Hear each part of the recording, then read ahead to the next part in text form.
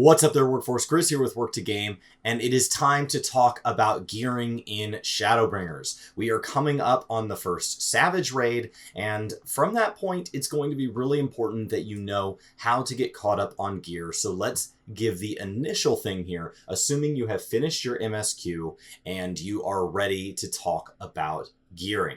Now, during your MSQ, you got, I think, all the way up to like a 430 set. You may have gotten some drops from the final dungeons. There are, of course, 2 dungeons beyond the MSQ that you're going to have to unlock to get your expert roulette. One of them unlocks at the bottom floor of Viewmore outside, along with, there's a second little plus sign up there, which gives you your Stone Sky Sea for this expansion. And the other one unlocks there in Crystarium. Once you have those 2, you can actually open up your duty finder and you have your expert roulette available. Ooh, adventurer needs back to tank. How cool.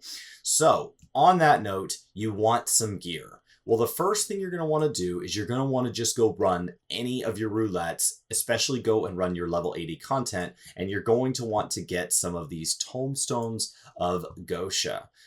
So they are capped at 2,000. They are already available, and you can collect an unlimited number in a day as long as you don't get over 2,000 at any one point in time.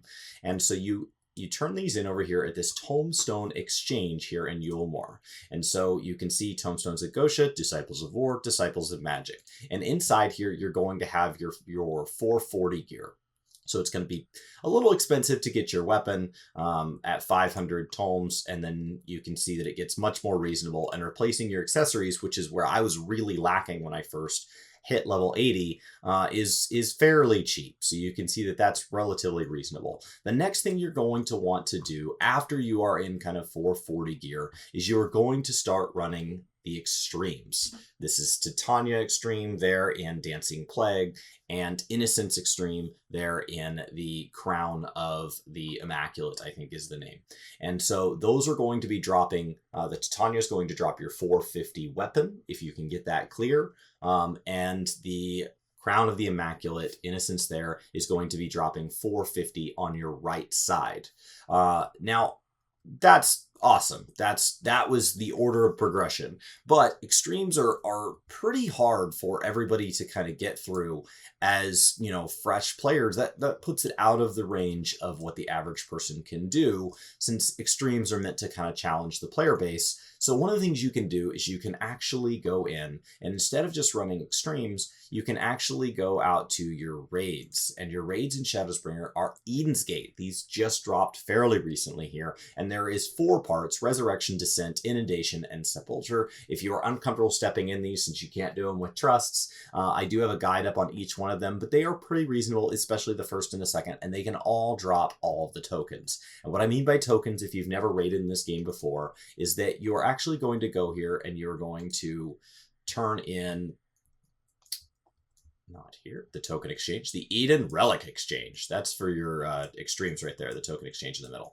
The Eden Relic Exchange. And so you can see Disciples of War 1 and 2 and Disciples and Magic. So I'll start, because I'm a tank, Disciples of War 1, and I'm looking at the Fending Gear, and you can see that it takes varying amounts of tokens. So when the tokens drop, you're going to see all of every boss can drop every type of token. They're going to drop the pieces. Head will have its own head piece, chest will have its own chest piece, and so on. The accessories on the right side will actually, if we jump down to like Magic, it's the exact same thing. The accessories here all share a token, this bangle of early antiquity here. And so it takes 1 token for each accessory, 1 waist token for your waist, 2 of the respective tokens, like hands for hands, head for head, etc., for your head, your feet, your gloves, and then 4 for your chest and your pants. And you can get up to 4 tokens each week. You can get 1 from each fight. Once you've rolled on a token for that fight, you're done getting loot for that fight for the week.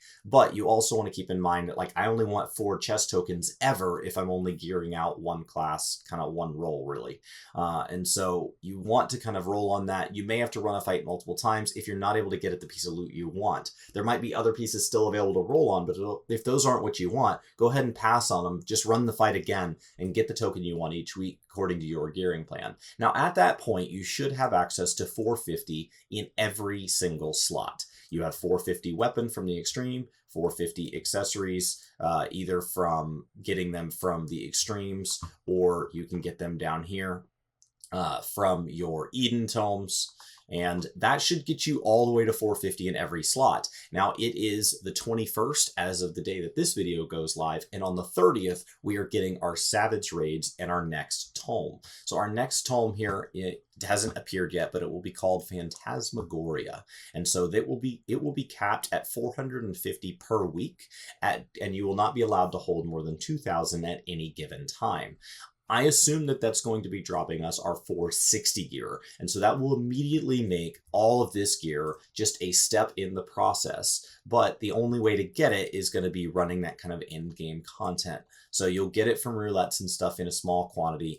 Later in the expansion, people will probably find that, like last expansion, it was the relic grind that made it the best, so people will find the best source of getting it quickly each week, but you're going to want to get to 450 some way or another each and every week if your eye level is important to you. Keep in mind, if you ever feel like you're taking a break from this game and you're not going to be able to catch up mechanics are very easy in this game. So if you take off a tier, you can always come back, and you would just have to watch a video like this and follow the steps. So as of July 30th, we should be getting the new tomes.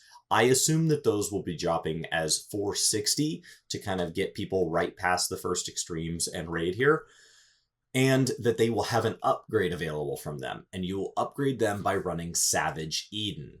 So Savage Eden should be quite difficult, and that will allow that select group of people who can get into Savage and clear it to upgrade those things all the way to 470.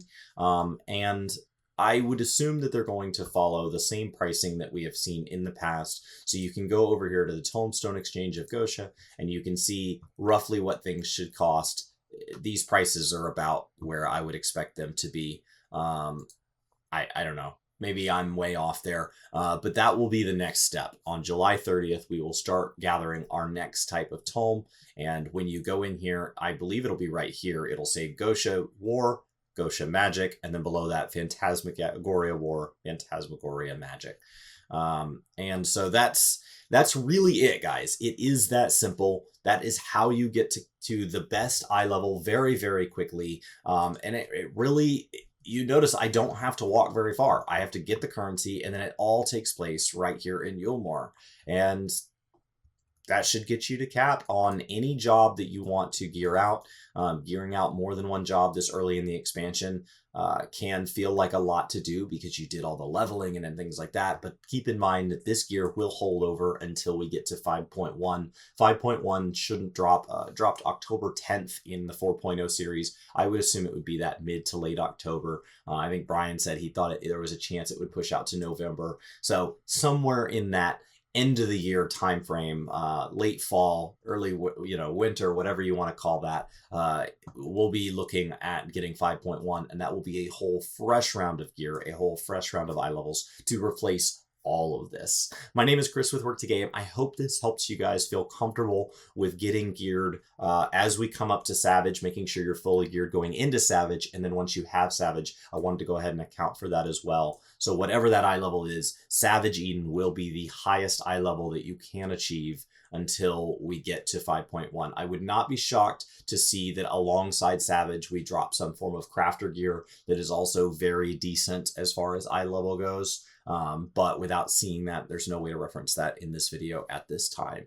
So thank you so much for watching. Have a fantastic day, and I'll see you next time. You guys ever wondered what's behind me? Let's go ahead and take a look. There's some Warhammer and gaming stuff. There's some German beer steins. There's a rainbow ball shooting out of his face unicorn, some Star Wars toys, some different architecture projects, some Work2Game mugs, one with a chocobo on it, some Jeeps, and then my face, and then the first skyscraper I worked on in my first job out of college.